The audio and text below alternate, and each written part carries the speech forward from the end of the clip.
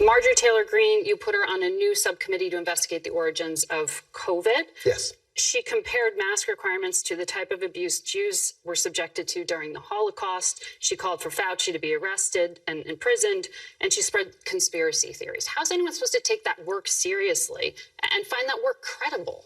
Very well. You look at all of it, so you have all the questions out there. I think what the American... You think these are legitimate questions? I think what the American public wants to see is an open dialogue in the process. This is a select committee where people can have all the questions they want, and you'll see the outcome. Speaker Kevin McCarthy, when pressed yesterday on Face the Nation about committee assignments, later in that interview, McCarthy dodged questions about why he has not made an effort to remove New York Congressman George Santos from Congress. Santos, who lied about most of his resume and background, was awarded 2 committee assignments by Kevin McCarthy. Be fair to your level, viewers. according to Gallup, of Congress is at 22%. Approval level of journalists is also not very high. I'll give you that. But doesn't it further wear down credibility when you put someone who's under state, local, federal, and international investigation as a representative of your party on committees? I'm talking about George Santos, representative from New York. We should have that discussion. So let's have that discussion. You want to bring up Santos, and let's talk about the institution itself, because I agree wholeheartedly that Congress is broken. And I think your listeners or viewers should understand what proxy voting was, because it never took place in Congress before. But I'm asking you about George Santos. I know you asked me a question. Let me ask you. Because you could put it to a vote. You asked me a question. I'd appreciate if you let me answer. So let's go through this, because it's not one simple answer. Congress is broken based upon what has transpired in the last Congress. The American public wasn't able to come in to see us. People voted by proxy, meaning you didn't have to show up for work.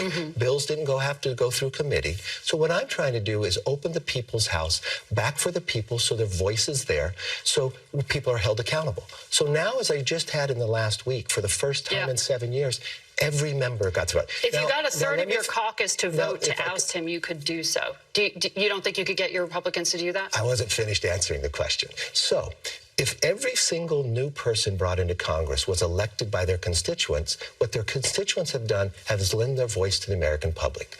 So those members can all serve on committee. Now, what I'm trying to do is change some of these committees as well. Like the Intel Committee is different than any other committee. So you're just not going to answer the question I asked? Well, no, you don't get to question whether I answer it. You asked a question. I'm trying to get you through that. I don't think you've said the name George Santos like once. Well, no, but you know what?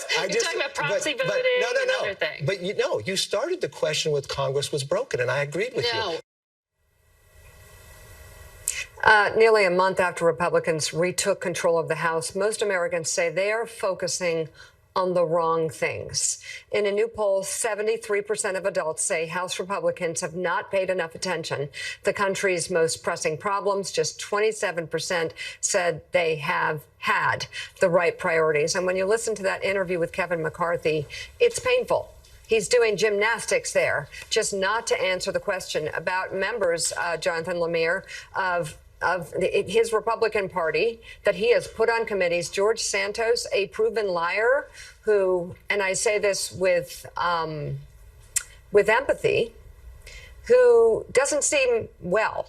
The extent of his lying and his creation of his own reality is not someone who is fit for the office. And the voters who put their vote to him probably feel pretty duped right now. And Kevin McCarthy can't even address the reality of George Santos.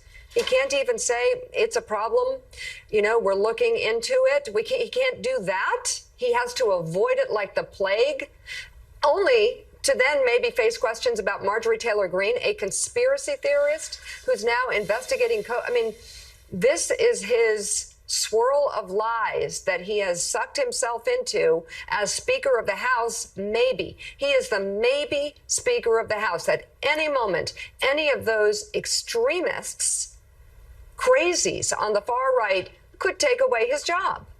Yeah, that interview was really revealing as it points to the limits of McCarthy's power, and it's severely limited, that he can't afford to lose George Santos because he needs his vote, and Santos to this point has been a reliable partner with McCarthy. Also credit, by the way, to Margaret Brennan for handling McCarthy's, shall we say, attitude in that interview. Also, of course, the fact that he's had to empower folks like Marjorie Taylor Greene, who's on the fringe of the Republican Party, because he needs their support, too. He's not just put Representative Greene on a COVID committee, even though she spouted conspiracy theories about that. Let's remember, she's on the Homeland Security Committee.